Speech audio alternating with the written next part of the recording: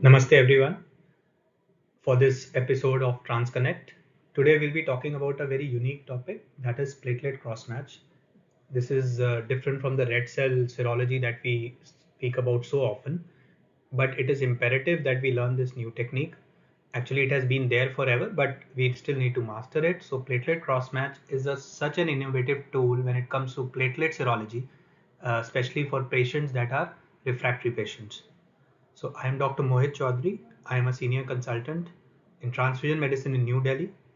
This is TransConnect February 2023. Let's learn about platelet crossmatch. So today I'll be talking about the refractoriness, the basics of HLA, the HPA, because this is what we need to know before we get into this platelet refractoriness scenario. The tools available to predict what platelet refractoriness is and then how to combat it. Platelet crossmatch, which is such a sensitive tool now and such a innovative tool which can actually help us to find compatible platelet for these patients. Then actually the approach of how you would approach a platelet refractoriness case and a little bit of our experience on the same. So if you see, the indications for platelet transfusions are twofold. They are generally, it can be a prophylactic transfusion when it is preventing the bleeding due to low platelet count, or it can be a therapeutic transfusion, which is to prevent the active bleeding when the patient is actively bleeding with low platelet count or thrombocytopenia. We all know that the preventive maintenance of vascular integrity requires minimum of 7100 platelets per microliter per day, and this is constant irrespective of the platelet count. So you need this much of platelets to have a vascular integrity. If you don't have this, obviously you are going to bleed. So what is platelet refractoriness? We have been talking about platelet refractoriness. This is a term which most often used in the clinical scenario, and many times it is said by the oncologist or a medicine guy who is going to ask you what platelet refractoriness is and whether we have the modalities to give the platelet compatible units. So platelet refractoriness is defined as repeated suboptimal response to platelet transfusion with lower than expected post-transfusion count increments. In simple words, when you give platelets, you expect a bump, that is an increase in the platelet count. Suppose you give a single donor platelet, you expect that if everything is all right, the platelet count should rise to around 30,000 to 50,000. Similarly, if you give a random donor platelet, you expect that the increase or the bump is there of 3,000 to 5,000 microliter. But sometimes this may not happen. There are many causes, in fact, many causes for platelet refractoriness. But before you label it, you need to perform a calculation, which is CCI, which is corrected count increment.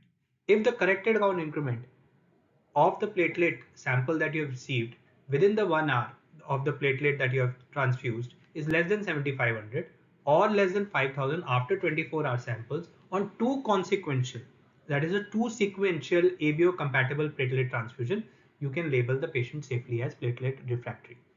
However, in clinical scenario, it is very difficult to have this 10-minute to 1 hour count sometimes. I mean, the patient is already critical. Sometimes you may not receive the sample within time, or you may receive only one sample and not the two samples. So more often than not, depending upon the history of the patient and the relative experience, you can easily predict whether this patient is going to be platelet refractory or not. So waiting for the two tests to happen and then giving the other investigations might sometimes lose that golden period. So I would prefer that if you think that it is going to be platelet refractoriness, then might as well start with the investigations, uh, taking in, of course, account that the clinician is also feeling the same. It is very important to have a one-to-one conversation with the clinician in this regard. So history and clinical experience is imperative when you are diagnosing a platelet refractoriness. Now there are multiple causes of platelet refractoriness, non-immune and immune causes. So very important that you differentiate between the two, because if it is immune causes, then your role is even more important. But also you have to know whether it is a non-immune causes, because then it opens your inventory wide open. You are not restricted with some specific set of platelets that you can transfuse. You can transfuse all your platelets because it is not an immune cause. So non-immune causes are plenty. They are like bleeding, active bleeding, it can be fever, infection, sepsis, some medication, DIC, splenomegaly. So essentially what is happening, the platelet is there, but platelet is not there in the peripheral circulation due to one reason or the other, whether it's sepsis or whether it is massive splenomegaly, when the storehouse of the platelets is spleen and actually everything is going inside the spleen and nothing is coming out in the peripheral circulation, and therefore a low platelet count. The immune causes are equally important, although lesser in number. So 60-70% of the cases are non-immune cause. So you need to find it, whether it's an immune or non-immune cause. And if it is an immune cause, then what are the cause for it? So immune cause, there are twofold. Mainly, it is HLA antibodies. HLA, I will talk about what is HLA, or it can be a platelet antibodies, human platelet antigen antibodies. So these are the two main ones. Of course, there is ITP and ABO incompatible transfusion, which can also be a part of the immune causes.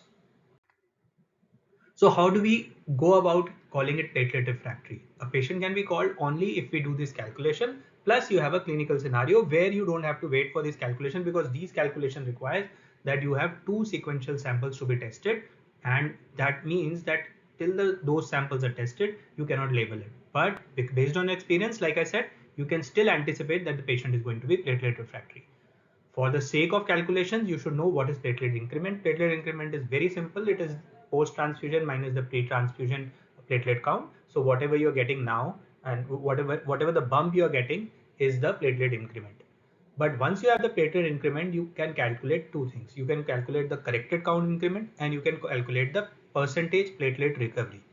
Either of the two you can use. This is more widely used. This can also be used. So CCI, how do you calculate? Corrected count increment of CCI. It is nothing but platelet increment into body surface area upon N, where N is the number of platelets transfused. It is, if you have that value, well and good. If you don't have the value, you can presume it is 3 into 10 raised to power 11 based on your QC checks that you perform. So what is the acceptable response? According to AABB, the CCI greater than 7500 at 10 minutes to 1 hour after transfusion, or greater than 5000 at 20 to 24 hours after transfusion. So once you have it, you can, and two sequential samples, ABO compatible platelets, you can label it as platelet refractory. The other is the percentage platelet recovery. This also requires platelet increment, but here you multiply it with the total blood volume of the patient and divided by N, which is the number of platelet transfused. So less than 30% is not a good increment. So either of the two you can calculate, both you can calculate, but more often than not, you would, before calculating, you would be able to know already that the patient is going to be platelet refractory or not, provided you have the right history and the right experience. So what are HLA? Before we move to the immunological causes, just a brief outline about HLA. We have a separate video on the HLA. You can go through that. But just to sensitize the same, HLA and MHC are the two things which are used interchangeably. But HLA is a misnomer because HLA stands for human leukocyte antigen. Now HLA or MHC is not just present on human. It is not just present on leukocyte. So that's why I call it a misnomer. HLA is a very polymorphic gene. It is critical for immunological specificity, histocompatibility, that is the organ transplant, and susceptibility for autoimmune diseases. In humans, the 4 megabase pair MHC region on chromosome 6 short arm contains 140 genes, and this is the MHC complex. And in this complex, more than 20% of which have functions in immunity. HLA class 1 antigens specifically are present on all nucleated cells and platelets. So it is present on the platelets. So platelets have HLA class 1. If you see, there are class 1, 2 and 3. So HLA class 1, specifically the A and the B, HLA A and the B is present on platelets. So you need to know this, that class 1 is important for platelets. This is the structure of the molecule itself. HLA class 1 and class 2, there are some minor differences between the two, but here we are only going to worry about the class 1. If you want to look at the structure and understand the differences, you can go back to the video on basics of HLA. So what happens when there is an exposure associated with leukocyte? It can be through transfusion, pregnancy, or transplantation. It causes an HLA allominization. Now this allominization means that the HLA antigen are capable of producing the antibody. So when a graft comes in, or a transfusion or a transplant. So when that happens, it can resolve spontaneously, or it can cause rejection, or what we are actually worried about right now is refractoriness to the platelets. So these antibodies can react with HLA class 1, ABH antigen or platelet antigen. But most commonly it is class 1 HLA, and that too HLA class A and HLA B. So like HLA, HPA antibodies are also implicated as an immunological cause for platelet refractoriness. Now, HPAs are glycoproteins found on the surface of the platelets. So you can see these are glycoproteins. You can see glycoprotein 1A, 2A, 2B, 3A, 1B9 and CD109. So these are glycoproteins that are found on the surface of the platelet. These glycoproteins itself have these antigens, which are HPA antigens. There are 24 platelet specific alloantigen described. In fact, there are more described now. And antibodies against these antigens are called anti-HPA antibodies. And these anti-HPA antibodies are implicated in as the immunological cause, one of the immunological cause for platelet refractoriness. So these are the list of the human platelet antigen and the glycoprotein where they are located. HPA1A is most common, especially in the Caucasian population. It has got various synonyms like ZWA, PLA1. It is located on the glycoprotein 3A, and it is responsible for greater than 80% of cases of neonatal alloimmune thrombocytopenia. The second most common is HPA5B. So 1A and 5B, first and the second most common. HPA4 is more common in Asians. If you see, 97% of the adults in Caucasians are HPA1A positive. 69% of the adults are homozygous for 1A. 28% of adults are heterozygous for 1A, and only 3% are homozygous for 1B. So if you are a homozygous 1B and you are transfused HPA1A, which will be the maximum population, obviously you are going to make antibodies against HPA1A.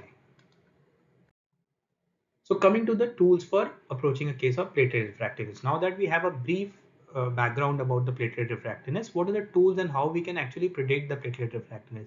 Of course, we can calculate the CCIs, the recovery of the platelets, and then once you have labeled it as platelet refractoriness, what do you want to do now? Whether it is an immune cause, non-immune cause. So there, what comes handy is the HLA antibody screen. Please remember that HLA antibody is the most common cause for the immune cause of platelet refractoriness. So you need to find HLA antibody first. So if it is HLA antibody is positive or negative based upon what technology you are using, it can be a Luminex based technology or an ELISA based technology. Mostly it is Luminex based technology that we use. The HLA antibody screening may come positive. If it comes positive, then more often than not, you are dealing with an HLA antibody induced platelet refractoriness. So once you have an HLA antibody screen positive, that means you have established it is a HLA based or immune based cause of platelet refractoriness. Once that is there, you have three options. What you can do is you can provide an HLA or HPA match platelets, wherein you do a HLA typing or an HPA typing of both the patient and the donor, and see if it is matching, you go ahead. So basically you type for HLA A and B for patient and the donor. So it will be like four antigens that you have to match. And if they match, and the better they match, the better it is. So that is one thing you can do. Of course, it is very expensive. You have to typing itself, one typing costs so much, and HLA is unique. I will talk about that. So it is a very expensive affair. Second, what you can do is HLA antigen negative units. So what happens is we know the frequency of some antigens like HPA1A, which is quite high. So if you are a 1B, obviously you will make antibodies against 1A when you are transfused 1A platelets. So when that happens, what you can do is you can keep in your inventory HLA antigen negative units, so that these units may be there with you, or you may identify a donor who is HLA antigen negative for that specific antibody, and you can call that patient here. So platelet crossmatch is the third one which you can provide. Platelet crossmatch is a modality which you can use. Platelet crossmatch is a modality that can help us in the way that platelet crossmatch is a very fast tool that is available. It can be done through flow crossmatch or through solid phase capture technology, and then we have one newer technology called PACLX, which I'll be talking about briefly. So what are HLA matched platelets? I've already touched this. This is a HLA typing which is done between both the donor and the patient. The Problem with it is very expensive because HLA typing itself is expensive. You have to type for HLA AB for both patient and donor, and it generally then what happens is because HLA typing is run in batches and obviously it is a process which takes a lot of time. Sometimes it may have a long turnaround time, which decreases its utility in some clinical situations. And also because HLA is very unique. HLA is called as hyperpolymorphic. For one specific locus, there are so many alleles available, so many antigens. So what happens is sometimes you may have a unique antigen or a unique haplotype which is not present. So finding a donor for you where it is completely matched would be very difficult. So the patient may have a rare HLA type or a haplotype. It is said that a registry of around 18,000 to 25,000 HLA type people is needed to provide you those four antigens. An HLA match, and that is the minimum one. So HLA match platelets requires the recruitment of specific donors. Such platelets can only obtain by apheresis. So you have to have an apheresis facility. You can't have an RDP to be given for these patients. So it is a difficult proposition. You have different match grades. So depending upon all the four antigens are matched, whether one is unknown and others are matched, or one is cross-reacting. So all these things have to be kept in mind when you have a HLA matched platelets, and this can happen only in a very high throughput research lab. So the other option or a simpler option is antigen negative platelets. It is the modality to go for when especially you are moderately to highly sensitized. So when platelet crossmatch is not an option, this is a better option. So what you do is you assess the antibody status of the patient one time. So once that is there, you know what antibody is positive. You want to find out donor platelets without those antibodies. So you identify the antigens of the donor. So you just test the donor for their HLA antigens and see which platelets lack the antigen to which the antibodies are present, and those are provided. So this can be as a registry, whether blood bank or the transfusion medicine can keep this as a registry of the platelet antigens, and they can be called when required. And this does not require repeat testing of the patient. So only donors may be testing. You can have the antibody status of the patient. So virtually you can compare between the patients and the donor. It is helpful in moderately highly sensitized patients, like I've said. But the only caveat to this is that antibody profile may change for patients, especially if the patient receives some transfusion in between. So at least in a month, you need to perform once a antibody test.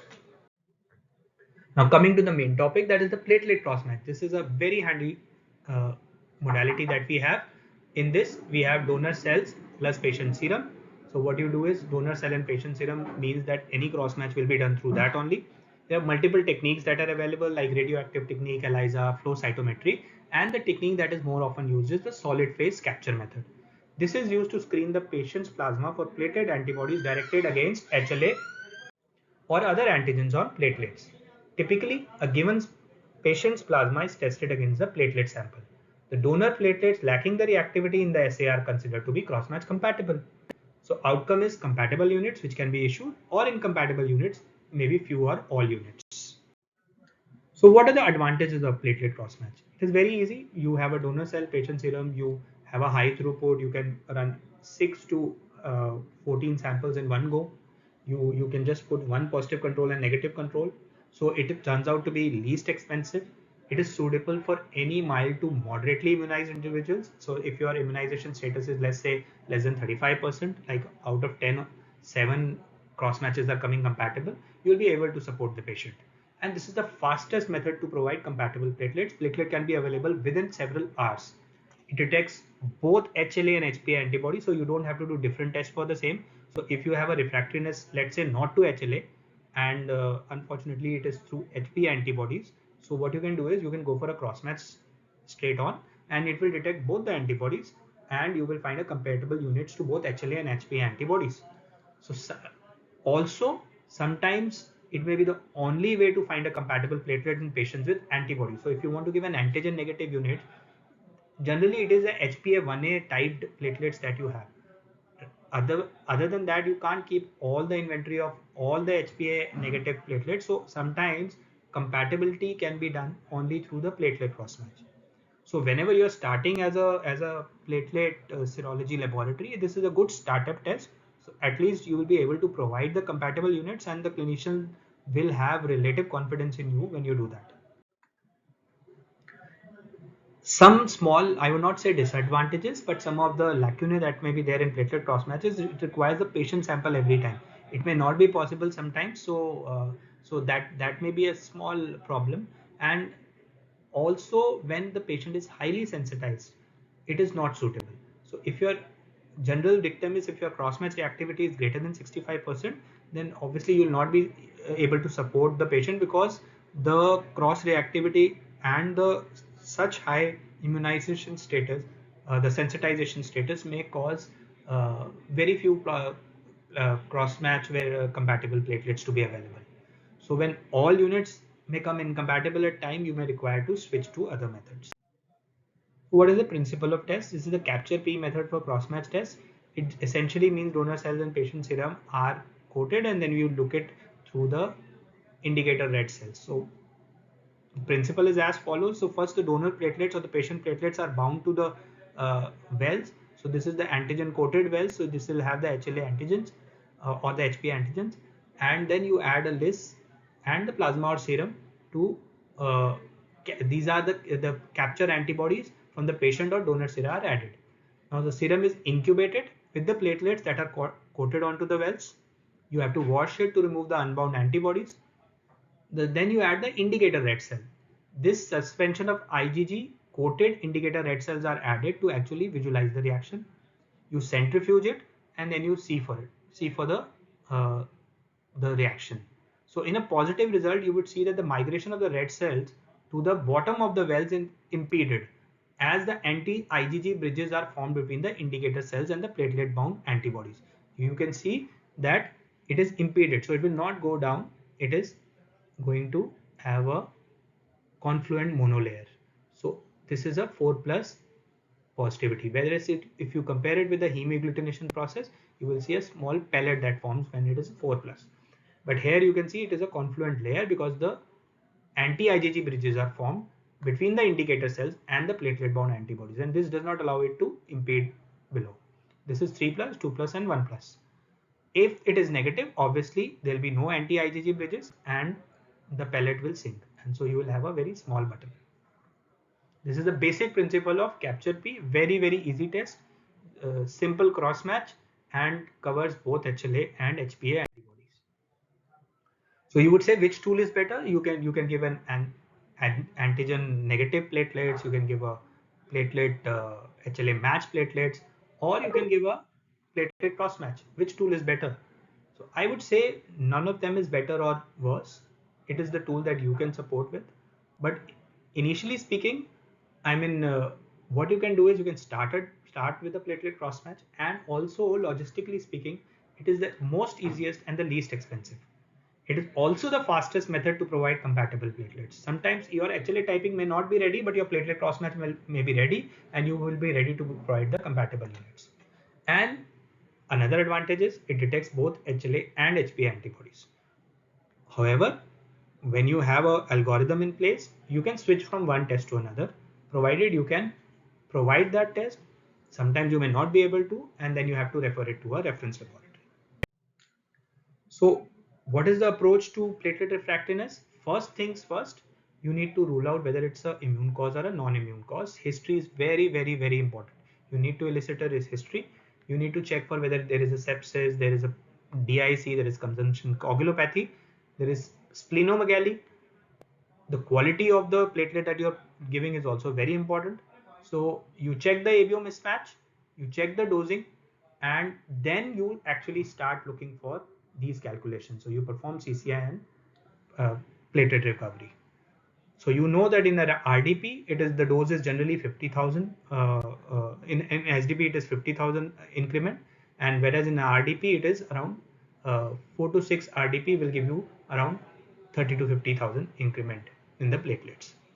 So once you have noted that the dose is adequate, there is no ABO mismatch, and you still anticipate due to your CCI and PPR that it could be platelet refractory, then you start proceeding with the algorithm.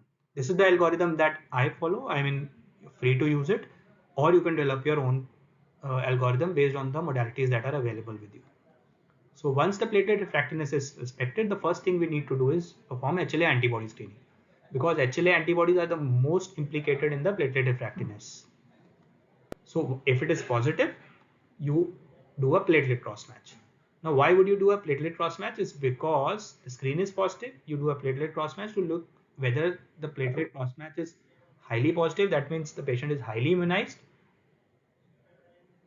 If it is compatible, you issue the product. So why, when it is compatible, obviously it is an immune cause, because it is an HLA antibody. It could be a non-immune cause, provided it is a non-donor specific anti-HLA, anti-HPA antibodies. So whatever it is compatible, issue it. However, if the platelet cross-match comes incompatible, that is a problem. You need to know how many units are positive and how many units are negative.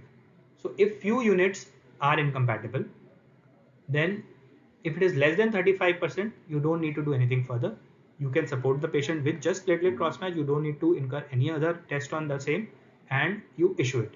However, if it is greater than 65%, that means out of 10 units, more than 6 are coming positive or incompatible, then obviously, or all units are incompatible, then you need to switch to another test, which could be identified through a platelet antigen negative units or given HLA match platelets. Now this is obviously the immune part of it.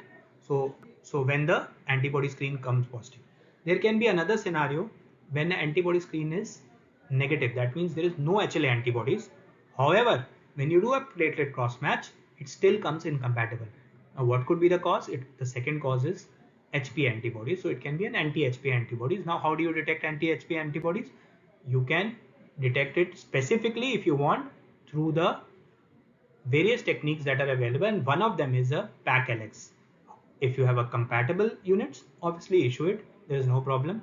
As long as you are issuing the compatible units, you are providing the best platelets. Whether you are providing it through a platelet cross match, through identifying the platelet antigen negative units, or HLA match platelets, it doesn't matter. So this is the technique that I was saying. This is the PAC-LX Luminex based platelet and HLA antibody test. So it's an amalgamation of both the HLA and HPA in the same test, and it also gives you the specificity. So here you can see in this patient, it is a PAC-LX analysis. This is the kit lot, the assay tag, and all those things. Then it is a Luminex based test, so you need to have a Luminex instrument in your lab. Only then you can do it. So you can see if it HLA class 1 is positive, it will give you positive. Then you have various glycoproteins and various HPA, that is the human platelet antigens, that are coated onto it. Depending upon the mean fluorescent intensity, it will give you a negative or a positive result. So if it is a positive result, you can actually know the specificity of the antibody also. And this test is very handy because you have the specificity of both HLA and HPA in one test. So if you really want to do, sometimes your HLA is not coming positive, instead of looking for other tests, this is a test which will support your antibody screening also, and it will also tell you the specificity of HPA if it is coming positive. So thank you so much. I hope this helps you. If there are any questions regarding the platelet cross match or platelet refractoriness, please do write it in the chat box or mail me, and I'll be happy to answer. I hope this was helpful to you. Thank you so much.